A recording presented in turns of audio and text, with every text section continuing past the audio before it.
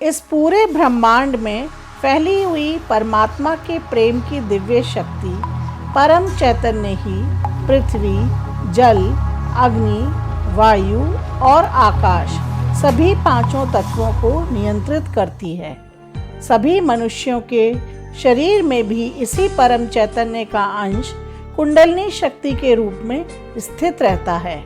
सहजयोग संस्थापिका परम पूज्य श्री माताजी निर्मला देवी जी की कृपा से आत्म साक्षात्कार द्वारा बहुत ही सरलता से हमारी कुंडलिनी शक्ति जागृत हो जाती है, जिससे हम ध्यान की अवस्था में आ जाते हैं तथा चैतन्य लहरियां हमारे हाथों व सर के तालु भाग से बहने लगती हैं।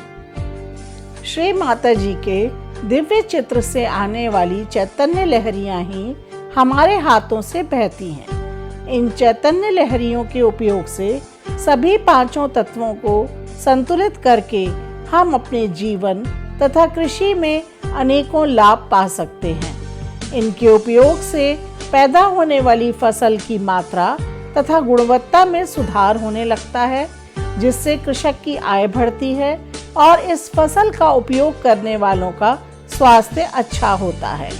सहज कृषि का उपयोग कृषि, बागवानी, सब्जियों व फूलों की खेती, पशुपालन व दुग्ध उत्पादन, मुर्गी पालन, मछली पालन, मधुमक्खी पालन आदि में किया जा सकता है। सहज कृषि द्वारा फसलों में सुधार को अनेक विश्वविद्यालयों तथा कृषि अनुसंधान केंद्रों के वैज्ञानिकों ने प्रमाणित किया है। तो मैंने देखा है कि 10 गुना ज्यादा उत्पन्न हो सकता है, 10 गुना ज्यादा। और बढ़िया चीज है। हमें लोगों ने कहा कि यहाँ बासमती नहीं हो सकता। हमने कहा अच्छा लाओ बासमती को चैतन्य डाल करके दिया तो 10 गुना पैदा। इतना बड़ा बड़ा सूर्य का फूल निकला, इतना बड़ा सूर्य का फूल निकला। वो कलेक्टर को दिखाया, पेपर में आ गया। हमारे जो सहयोगी है उनके घर आप जाके देखिए, उनके खेतों में जाके देखिए तो उनके खेत हरे भरे हैं। इतना ही नहीं, उनके जो सब्जियां लगी सब कुछ बिल्कुल फर्क। और फिर वो हाइब्रिड सीड नहीं लेते, नॉन हाइब्रिड।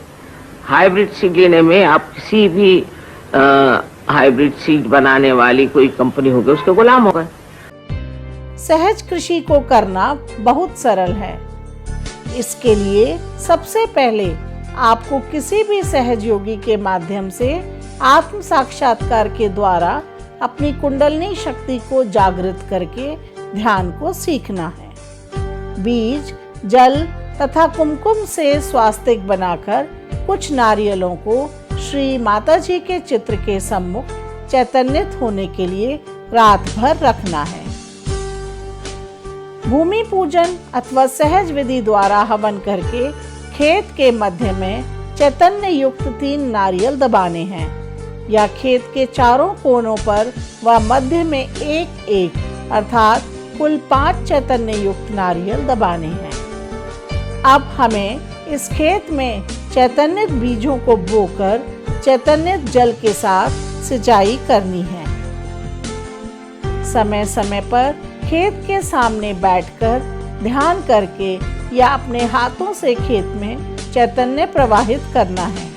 तो आइए श्री माता जी के आशीर्वाद से हम सब सहज ग्रामीण मिशन के माध्यम से हर गांव के घर घर तक पहुंचने को आगे बढ़ते हैं, जिससे किसानों की आय बढ़ने के साथ स्वास्थ्य, पर्यावरण तथा धरती माता की रक्षा की जा सके।